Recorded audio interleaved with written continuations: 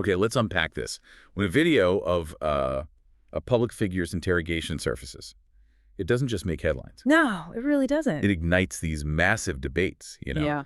especially when you've got high-stakes legal cases involved. Mm-hmm. Today, we're diving deep into one such moment involving Young Thug, Jeffrey Lamar Williams.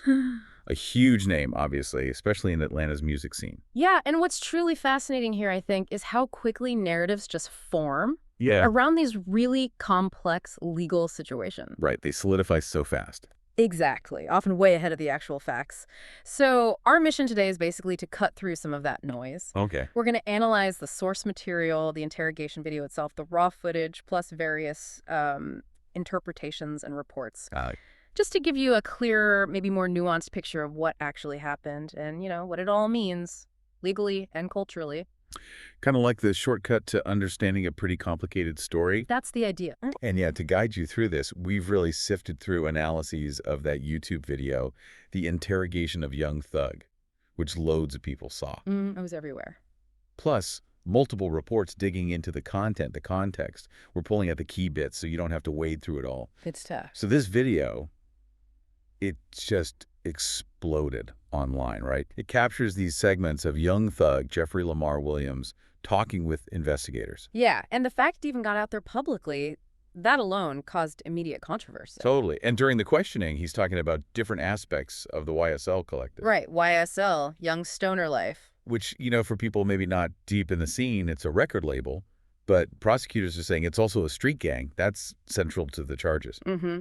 A really key point in the case. And the discussion in the video touches on alleged criminal activities, its structure, affiliations, involvement in certain incidents. He even mentioned specific names, right? Like Pee Wee Longway.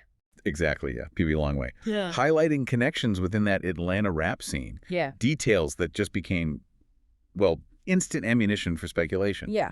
And legal scrutiny. And zooming out a bit, the public reaction, like you said, was instant and really intense. Yeah. It immediately put a spotlight on that tension. Yeah. Between loyalty, street code in some communities, and then the sort of relentless pursuit of justice in the legal system, a very formal framework. Right. This video just became a massive focal point in the whole YSL RAKO. RAKO, the Racketeer Influenced and Corrupt Organizations Act. Yeah, exactly. For anyone unfamiliar, it's this powerful federal law designed to target organized crime. It lets them prosecute people for crimes done as part of a bigger criminal group, right? Yeah. Even if they didn't personally do every single thing. Precisely. So when this video dropped, everyone, fans, legal analysts, everyone was scrambling to figure out what it really meant for the case, for Young Thug himself. Okay, here's where it gets really interesting, though, and this is a key piece from our sources. That 2015 interrogation. The detectives use what's known as a classic tactic. Some call it fabricating cooperation. Oh, okay. They directly tried to manipulate Young Thug. Tried to make him believe that Pee Wee Roscoe, Jimmy Winfrey, a close associate. The guy linked to the Lil Wayne tour bus shooting in 2015. That's the one. They tried to make Thug think Roscoe had already cooperated with them. Right. And this raises a big question about interrogation techniques, doesn't it? It's sort of psychological warfare in a way. Totally. What the detectives were doing there, sometimes called false flag cooperation or a fabricated informant scenario. Okay. It's designed purely to create intense psychological pressure, to sow distrust, make you feel betrayed. How do they do that? Well, they present what they imply is incriminating info, suggesting Roscoe had already given details about Thug's involvement. Oh, okay. The goal? Trigger a confession? Or get some new actionable intelligence. They're trying to break down those social bonds, create an us versus them against former allies. Makes cooperation seem like the only way out. Wow. I mean, imagine being in that room. You're probably tired, under crazy pressure. Everything's on the line. And a detective tells you your close friend, someone you trust, just flipped on you. Even if it's a lie. That's got to mess with your head. Yeah, absolutely. The goal is isolation. Make the person feel totally abandoned, push them towards self-preservation. Yeah. But what's really fascinating in this specific video is Young Thug's reaction, his resilience under that kind of pressure. What did he do? The footage shows him staying remarkably composed, skeptical even. He's actively questioning what they're telling him. He didn't buy it. It doesn't look like it. He didn't fall into the trap they set. He didn't panic, didn't lash out. He kept a level head. Which is probably not what the investigators wanted. Definitely not what they were looking for in that moment. And that resilience is so key because this whole incident is like a textbook example of these common interrogation tactics. They're designed not just to get info, but to strategically break down trust, break down those bonds, make cooperation seem like the only choice. Yeah, it really highlights how important it is to understand these tactics if you ever, find yourself in a situation like that. Definitely. So, okay, understanding the tactics is one thing, but it brings us back to the big question everyone had. Did Young Thug actually snitch? The million-dollar question. Yeah, exactly. Our sources looks really closely at the footage, all the analyses, searching for any hint of actual cooperation. And from everything publicly known, everything widely analyzed, the answer seems pretty clear. Which is? He did not provide actionable evidence. He didn't directly incriminate anyone. Okay. He was notably careful, consistently skeptical, like we said, and his answers were very non-committal. Keeping it vague. Exactly. Vague enough to protect himself and others, it seems, without giving prosecutors concrete details they could use. So the police used their tactics. Yep. Classic psychological stuff. Trying to create paranoia, make him feel betrayed. But he didn't bite. He didn't confirm any wrongdoing, didn't give them evidence against anyone else, which really challenges that initial explosive snitch narrative that just took off online. Right. So, okay, he didn't technically snitch in the legal sense, didn't provide incriminating evidence. Correct. But spending 2 hours with police without a lawyer, that still feels like a huge risk, doesn't it? Especially in that cultural context. Oh, absolutely. Couldn't anything he said, even if it seemed harmless, be twisted later by prosecutors? That's precisely the danger. And it gets to the heart of why the snitch label stuck, even without legal proof. Perception versus reality. Totally. It stems largely from a perception issue and these really powerful cultural norms around police interactions in certain communities. Especially in hip-hop culture. Especially there, yeah. Particularly in cases tied to street stuff. Loyalty is everything. So just talking to the police is seen as... It can be equated with cooperation, even if you don't give anything away. Especially for 2 hours, no lawyer present. Wow. For some, the act of just sitting down and talking is crossing a line, violating an unwritten code. And that perception, it can have very real, very damaging consequences. For an artist's career, they're standing. Absolutely. It's this powerful cultural lens that often overrides the legal reality of what was actually said or not said. Which brings us to another critical point, right? The legal side of things. Even if he didn't incriminate anyone, that decision to talk for 2 hours without a lawyer, that was a huge legal vulnerability, wasn't it? A significant one, yes.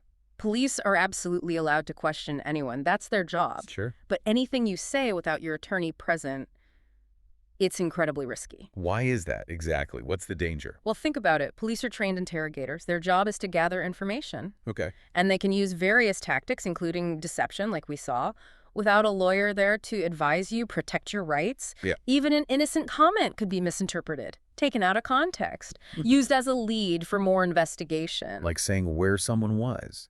Exactly. A seemingly harmless statement about someone's whereabouts could later be presented in court as proof of association or knowledge of a crime. It happens. That's scary. It is. And that's why legal experts are basically unanimous on this. Anyone under investigation. Especially in complex cases like IEA. Right, where connections and associations are central. The advice is always the same. Refuse to speak until you have counsel.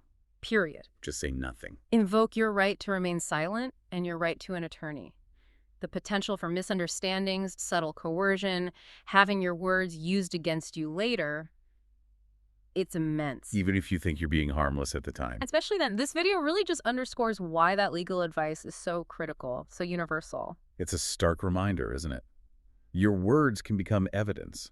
And without a lawyer, you're basically navigating a minefield blindfolded. That's a good way to put it. It really highlights the power dynamics involved. Yeah. And, it's also crucial to remember this video. It's just one piece of a really complex legal puzzle. Right. It's not the whole story. Yeah, not at all. Whether its content is even admissible in court, how much weight a jury gives it, how lawyers interpret and argue over it, those are all key legal questions still in play. It's not a standalone verdict. Yeah. Just one very scrutinized part of a much bigger picture. Precisely. Okay, so speaking of the bigger picture, P.M. Roscoe. Jimmy Winfrey, the guy the detectives tried to use in that manipulation attempt. What happened to him after all this?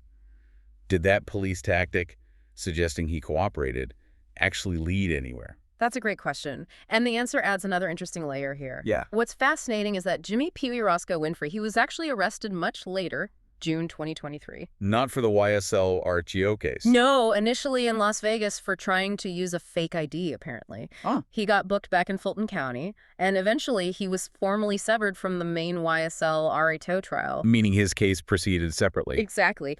His legal journey took a different path from the main trial with Young Thug and the others. So what was the outcome for him? In December 2024, Winfrey took a plea deal.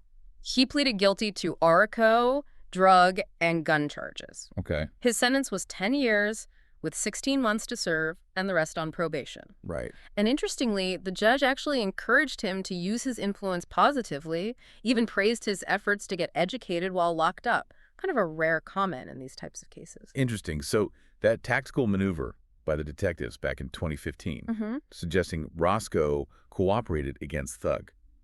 Based on the video, they didn't really pan out, did it? It appears not, at least not in terms of showing Roscoe actually cooperated against Young Thug in that instance. And his own plea deal being severed from the main trial. Yeah. It kind of underlines that the police tactic didn't directly connect him to incriminating Thug in the way they might have hoped. Yeah.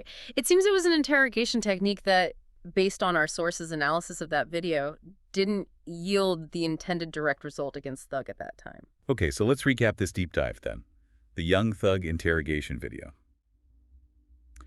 We've looked at that crucial difference between perceived snitching and actual, incriminating testimony. A really important distinction. Yeah, and we peeled back the layers on those cunning psychological tactics interrogators use, like fabricating cooperation. The false flag stuff. And maybe most importantly, we highlighted just how critical legal representation is for anyone interacting with law enforcement, public figure or not. Absolutely vital. This whole thing really shows how important it is to understand not just what happens, but the subtle games, the legal moves happening behind the scenes. Yeah, and looking at the bigger picture here, this deep dive kind of shows us, I think, that in a world just saturated with information. Especially official stuff like interrogation video. Right. Critical thinking isn't just like a nice skill to have. It's essential. It's a necessity. And it raises an important question for all of us, maybe.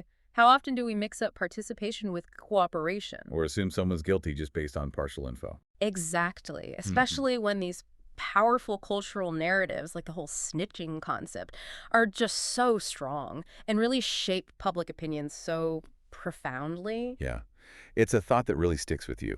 It urges us to always look beyond the surface, doesn't it? Question the claims, understand the full context before we jump to conclusions about these really complex situations in the public eye and in our justice system. Well said. Thanks for joining us on this deep dive.